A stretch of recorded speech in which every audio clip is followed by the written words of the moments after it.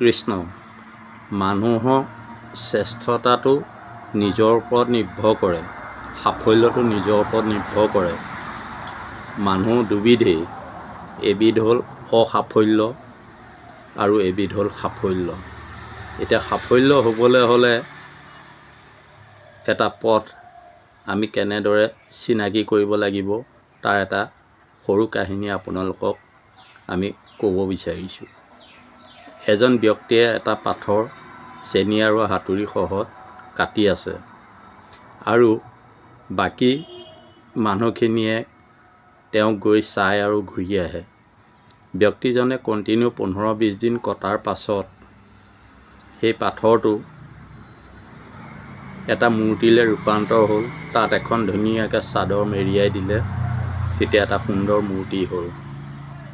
তেতিয়া বাকী মানুহখিনিয়ে গৈ তেখেতক প্ৰশংসা কৰিছে যে ইমান এটা সুন্দৰ মূৰ্তি আপুনি কেনেকৈ নিৰ্মাণ কৰিলে। তেতিয়া তেখেতে বাকী মানুহখিনিক ক'লে যে এই এটা পাথৰ আছিলে, ইয়াৰ অলাগতিয়াল অংশখিনি মই চেনি আৰু হাতুৰিৰ সহায়ত পেলাই দিলোঁ কাটি, তাৰ পাছতে ই এটা সুন্দৰ মূৰ্তি হ'ল।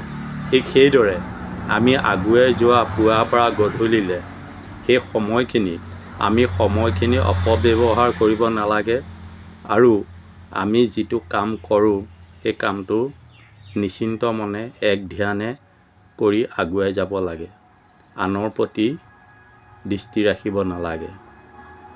আমাৰ যিখিনি লাগতিয়াল সেইখিনিত আমি গুৰুত্ব দিব লাগে আৰু অলাগতিয়ালখিনি ত্যাগ কৰি যাব লাগে। এইদৰে জীৱন আমি সাফল্য কৰিব পাৰোঁ আৰু শ্ৰেষ্ঠ মানৱ হিচাপে আমি পৰিচয় দিব পাৰোঁ। গতিকে আপোনালোকে কাহিনীটো যদি ভাল পাইছে লাইক কমেণ্ট শ্বেয়াৰ কৰিব। কৃষ্ণ আজিলৈ আহিছোঁ, পুনৰ আকৌ ভিডিঅ'ৰ দ্বাৰা লগ ভাগ হ'ম।